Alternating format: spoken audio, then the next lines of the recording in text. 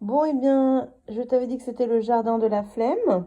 Eh ben, regarde, ça fait depuis samedi, on est mercredi, donc ça fait 5 jours qu'on avait mis ces graines dans l'eau. Tu vois, elles ont bien gonflé. Elles ont d'abord commencé à s'ouvrir très légèrement. On aurait dû déjà les mettre en terre. Et là, on a le joli germe qui arrive. C'est beau, hein? Et donc, il faut absolument qu'on les plante aujourd'hui.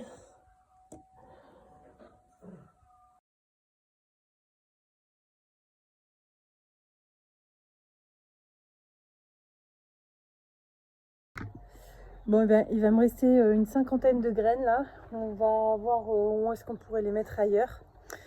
Euh, on a essayé la permaculture et faire en sorte de mélanger et tout ça, mais comme on a la flemme et que on n'a pas envie de noter tous les emplacements de là où là, enfin voilà, ce qu'on a mis dans chaque parcelle de terrain, ça risque d'être trop compliqué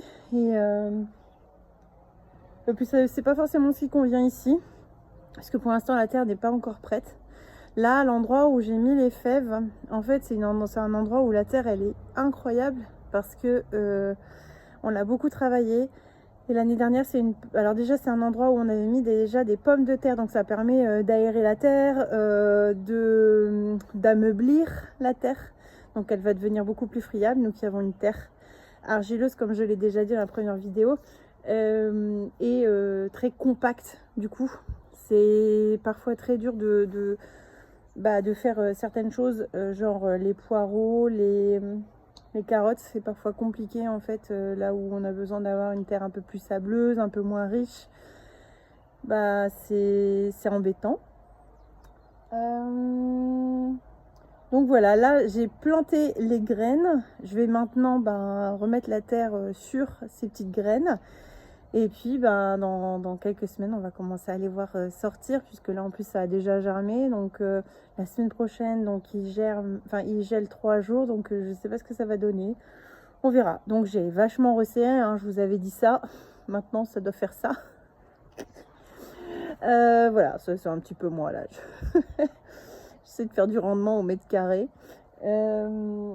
Et donc par fève de planter, on va avoir un plant qui va arriver à un bon mètre 50 de hauteur, qui va nous donner environ, pour les plus fructifs, pour les plus fructueux, 4 à 5 gousses.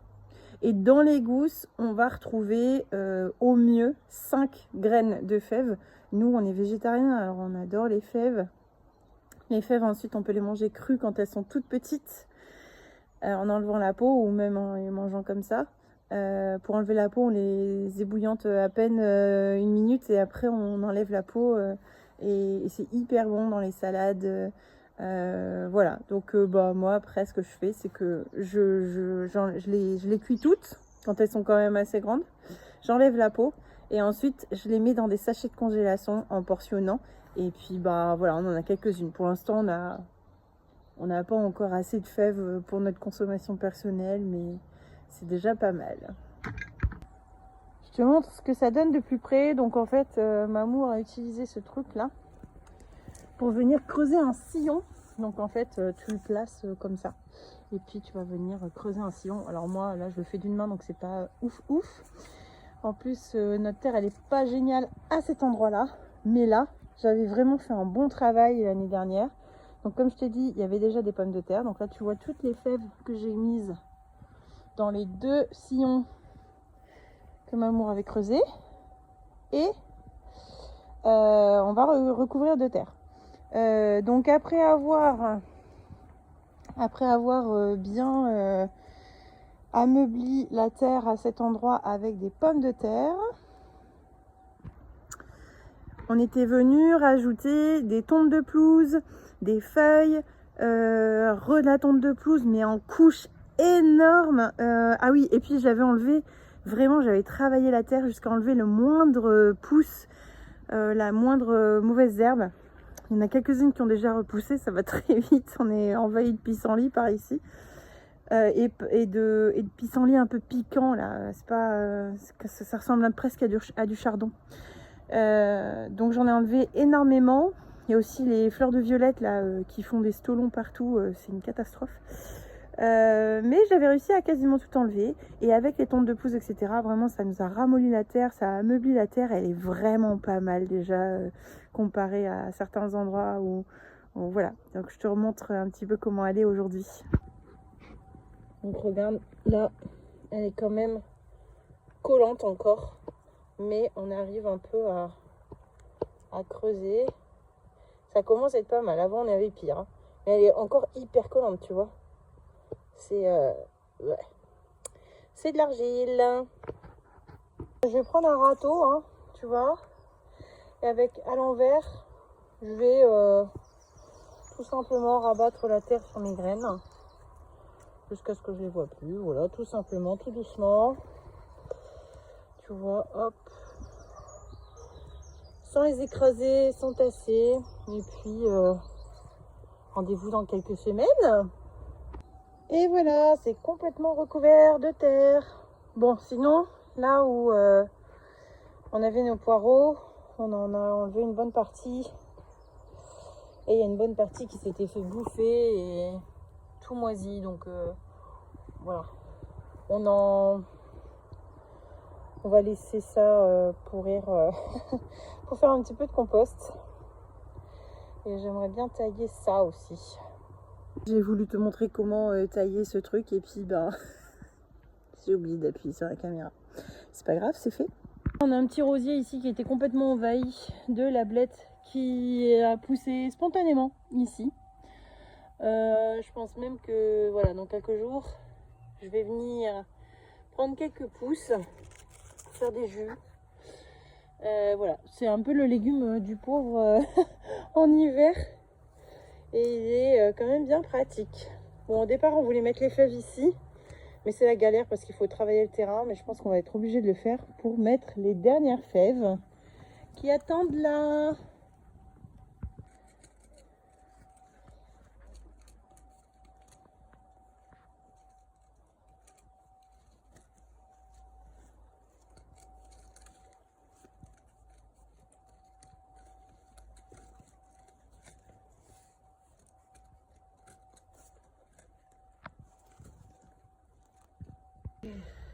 Bon, bah, on a creusé un sillon hein, pour faire la deuxième partie des fèves. Et voilà. Et j'en ai encore.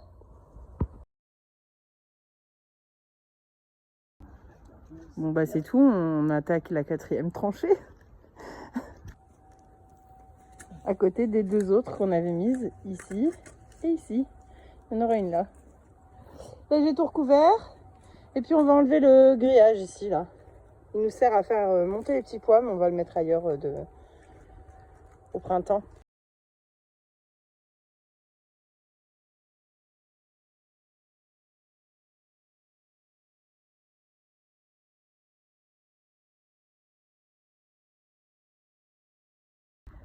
Bon ben voilà, on a enlevé tout ce qu'il fallait.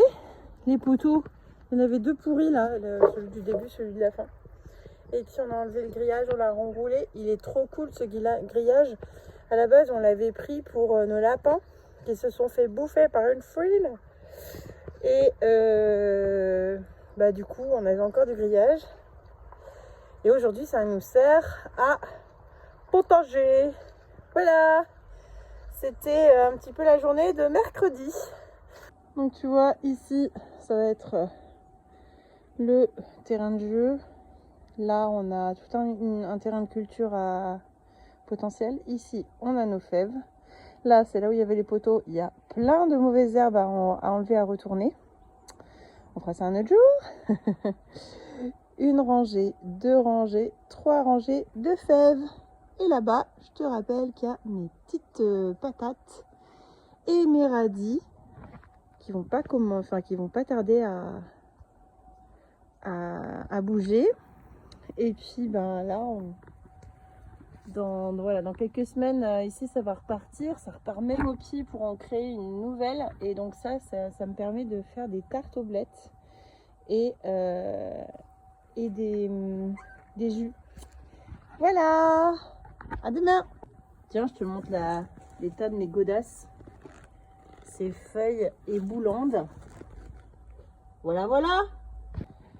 Et ici, nos petits poireaux qu'on a déterrés. Ouais, tu vois, par rapport à ma main, c'est pas ouf, mais ça va nous permettre de faire des petits poireaux vinaigrette ou une mini soupe. Bon, ici, tu te rappelles, là, mes grands tournesols, bon, bah, ça y est, dépasse ma main. Je les ai toujours pas plantés. Ça, je vais aller chercher des grands pots pour les planter. Et en fait, ce que je vais faire, c'est que je vais mettre une bonne partie de la tige à l'intérieur de la terre pour pouvoir bien redresser la plante. Et puis, elle va créer de nouvelles racines à cet endroit-là, en fait. Hein. Elle va faire des nouvelles racines ici, toute seule, dans la terre. Donc voilà, parce que là, elle est en train de souffrir. Regarde, ses feuilles, elles sont en train de se rabougrir. C'est pas ouf pour elle, donc il faut absolument que j'en m'en occupe aujourd'hui. Sinon, regarde un petit peu nos petits choux qu'on a plantés ensemble et nos brocolis. Alors ici, on a des navets qui arrivent. Je sais pas si tu vois bien. Ça, c'est du navet. Voilà, on est trop contents. Et ici, on a les petits brocolis qui commencent à arriver aussi. Tu vois? Trop mignon, hein? On a aussi le chou rouge. Là, j'en ai vu en sortir. Voilà. Qu'est-ce qu'on a d'autre? Là, j'ai... Bon, non, les choux. Ah si! Chou cabu qui arrive. On les voit, hein, les petites graines qui sont sorties à force d'arrosage. Mais c'est pas très grave. Elles vont faire leur petite racine tranquille et elles vont sortir tranquillement. Là, j'en ai une là. Toute petite là. On est trop contents. En attendant, on a la laitue qui est toujours dehors, qu'on laisse dans le pot, qui grandit tranquillement, mais qui a vraiment freiné sa croissance. On va se taper dans demain et après-demain, je crois. Non, c'est semaine prochaine, on va se taper du -3, -4 dans les nuits et dans les journées même. Donc on va laisser encore à l'intérieur certaines plantes. Et puis là, les petites laitues qu'on a là, on va les rentrer hein, au moins la nuit et en journée, s'il fait vraiment moins, enfin en dessous de 0, on va les rentrer. Le basilic, ça fait 1 mois au moins qu'on l'a planté, au moins 1 mois. Et ben regarde, ça y est, ça prend. Ici, j'ai un petit truc blanc là qui arrive. Ici, j'en ai une verte. Petite pousse verte, là, tu la vois? Et il y en a une là aussi. On est content, ça y est, le basilic arrive. Hello tout le monde, j'espère que vous allez bien. Et ben voilà, vous voyez un magnifique soleil ce samedi matin. Je pensais faire des vidéos dans la semaine, mais je n'ai pas réussi à être constante cette semaine. C'est une semaine de calme, de repos et aussi un peu de boulot. Voilà, je vous fais un petit tour du jardin parce que je trouve ça trop mignon. En fait, ça a gelé. Comme je vous avais dit la semaine dernière, on allait se taper des petites gelées là pendant 2-3 jours. Ouais, ça fait 2 nuits que ça gèle bien, à -2, -1 ici. Et voilà, et j'adore les vidéos de neige, en tout cas de givre.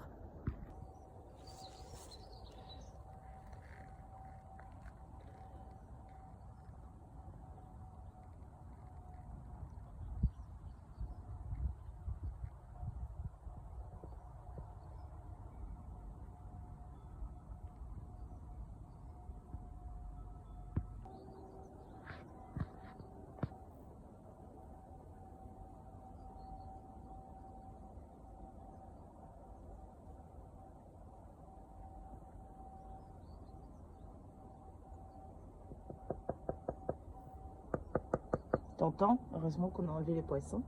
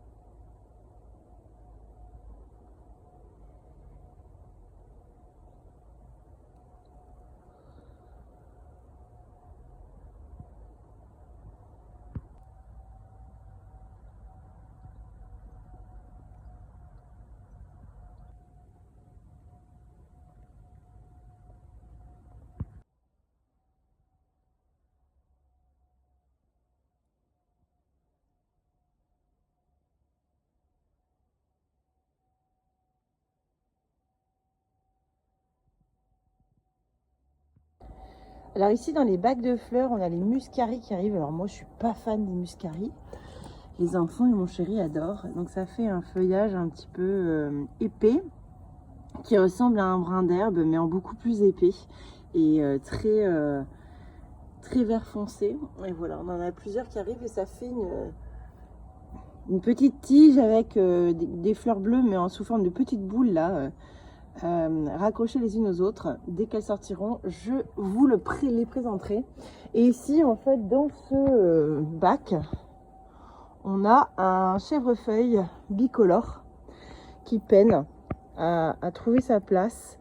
Et clairement, il n'est pas du tout fait pour être dans ce pot, même s'il est assez épais. Je dois le déménager et certainement qu'il arrivera devant la maison, sur le côté, pour décorer l'arrivée. Voilà. Il est beau, hein. Enfin, il est beau. Il peine à arriver, quoi. Il peine à arriver à nous faire des mini-feuilles. Et les fleurs, franchement, cette année, j'en ai quasiment pas vu. Peut-être 4-5, c'est tout. Donc, il va falloir qu'on s'en occupe de celui-là. Alors là, c'est un bac où j'aimerais faire uniquement les calendulas, les soucis que je vous ai montrés. Donc, vous voyez que ça, c'est vraiment un bac tout pourri. Il va falloir que je le nettoie. En plus, voilà, on a mis des trucs... des ustensiles pour le tuyau d'arrosage. Mais voilà, donc l'idée, c'est vraiment de venir le nettoyer dans les semaines, les premières semaines de printemps pour y mettre les nouveaux calendulas dedans. Et voilà, et donc du coup, on aura un joli pot ici avec de jolies fleurs médicinales. Et j'ai vraiment envie de les laisser ici parce que j'ai pas envie qu'elles envahissent. Parce qu'en fait, les calendulas, ça se reproduit très très vite. Donc là, j'ai plusieurs variétés dans le même sachet, donc qui sont en train de pousser à la maison. Et puis, on viendra les mettre ici pour embellir la terrasse. Hello tout le monde. J'espère que vous allez bien. Aujourd'hui, on se retrouve donc plusieurs jours après je sais même plus quand est-ce que j'ai filmé. Je crois que j'ai filmé un peu samedi. On n'avait pas encore les épinards, où on les voyait à peine. C'est la folie. On n'a toujours rien rempoté. C'est une catastrophe. Et on n'a pas assez de peau. On est dans la mouise. Voici nos épinards qui arrivent. Bon, on les laisse plusieurs par godet. Et puis ensuite, on les replantera dans la serre. Voilà, pas trop loin des pommes de terre. De part et d'autre des pommes de terre, en fait. Ici, on a nos tomates qu'on a réussi un peu à stopper en croissance, mais c'est pas mal à regarder. Elles ont fait leur première feuille. Et on est plutôt content. Voilà, il y en a qui filent. Donc, quand ça file après, ça devient plus très très costaud. Il faut vraiment qu'on les replante. Honte à moi. Mes grands tournesols ne sont toujours pas replantés. Honte à moi, vraiment. Et puis ici, bon, ici ça va. Les petits qu'on a... Oh mince, je perds mes mots. Mes calendulas, ça va. Ça va, ils tiennent le coup. Là-bas, on a les poivrons et les aubergines. Par contre, on a un petit souci. On a sûrement quelque chose là dans la terre, parce qu'on n'y a pas touché. Et là aussi, qui vient nous bouffer les melons. Voilà, on ne sait pas trop ce qui se passe, mais il y a un truc qui vient nous bouffer les melons. Voilà, je ne sais pas ce qui se passe. C'est peut-être une bête qui a en dessous de la terre, un cloporte ou des trucs comme ça. L'année dernière, on s'est fait bouffer plein de salades à cause des cloportes qui les grignotaient par la racine dans la serre. Donc là, c'est possible qu'il y en ait dans la maison, j'en sais rien. Mais qu'est-ce que c'est que ça? Mais attends, je vois un truc là. Regarde un peu ce que c'est ça. On dirait justement une sorte de cloporte, mais je sais pas, j'ai réussi à la retourner, donc ça me paraît plus très vivant. On dirait presque une larve de coccinelle. Très étrange. Ici, heureusement qu'on a été patient, on a enfin les premières pousses de basilic. Ah, j'avais dit à Mamour, si, sois patient, ça va sortir, c'est normal. Le basilic a besoin d'énormément de chaleur, aime pas trop l'eau. Donc, faut être patient pour ça. On a les concombres, ça n'a pas été une folie non plus. Et je crois que cette fameuse bête, elle doit être là aussi. Parce qu'elle retourne la terre et qu'on n'en a toujours que 4. Bon, c'est pas grave. Mais vous voyez, hein, c'est pour ça qu'on met plusieurs graines par pot. Parce que parfois, on fait chou blanc. Ou alors, parfois, il faut patienter un peu plus longtemps. Ici, on a du calendula, mais bon, ça pousse pas très bien. Là aussi, calendula. Et on a quelques pousses de tournesol là, qui n'ont pas pris non plus. Là, ça n'a pas pris. Voilà, bon, c'est pas très grave. Je te donne des nouvelles des choux, des céleris. Alors, les navets sont complètement dingues. Les brocolis, ça commence à sortir. Ici, on a les choux rouges. Regarde un petit peu la différence de couleur. Un petit chou rouge. C'est trop mignon. Et là, on a les brocolis purple. Donc, ici, tu vois, la tige, elle est vraiment violette. Les feuilles vertes. Et pour le brocoli marathon, la tige est blanche-verte. Et les feuilles bien vertes. Donc voilà, c'est rigolo de voir un peu les différences. Ce chou rouge qui est très très beau. Hop. Très très joli. Là-bas, on a le céleri. Là, toute cette ligne-là, le céleri n'est pas encore sorti. Et on a les choux cabus qui sont sortis. Voilà, donc ça nous fait une petite planche. Il y a des endroits où ça a bien poussé et pas du tout. Ah oui, et je t'ai oublié de te dire, ici, j'ai des artichauts qui ne sont pas encore sortis. Voilà, on a nos tournesols gummy beer qui sont bien là. Et la salade qui attend dehors. Bon, comme je te disais, on est un peu dans la mousse parce qu'on n'a pas assez de pot pour rempoter individuellement nos tomates, nos salades, les calendulas, c'est pas très grave parce que voilà, je vais les mettre directement en jardinière, mais du coup, ça va peut-être libérer des espaces pour que je puisse mettre tout ce qui est en petite alvéole dans des pots un peu plus grands. Mes tournesols vont virer aussi, ce qui permet de libérer quelques pots. Mais voilà, hein, ce qui peut être intéressant, c'est de continuer à ralentir leur croissance, notamment pour les tomates, où ça peut attendre. Là, en ce moment, alors ce matin, pour te dire, il faisait -4. C'était sympathique. Et là, encore maintenant, il fait 3-4 degrés, pas plus, quoi. Donc, c'est encore un peu tôt pour les mettre en serre. Mais dans quelques jours, on va passer de -4 à 14-16 degrés. Voilà, dans quelques jours. Donc là, on va tout mettre en serre. Et voilà. Et puis nous, on n'aura plus qu'à mourir de chaud, mourir de froid et être malade parce que on n'arrive pas à tenir ces changements de température. Mais bon, ça, c'est la vie du Nord. Voilà, donc on est le lundi. J'aurais dû te sortir la vidéo hier. Mais c'est pas grave. Voilà, j'ai décidé de ne pas me mettre de pression pour cette chaîne-là. Et poster quand je peux, quand je veux. Et puis, comme c'est les vacances des enfants, je fais au mieux. Voilà. Je te souhaite une belle semaine et je te dis à très vite.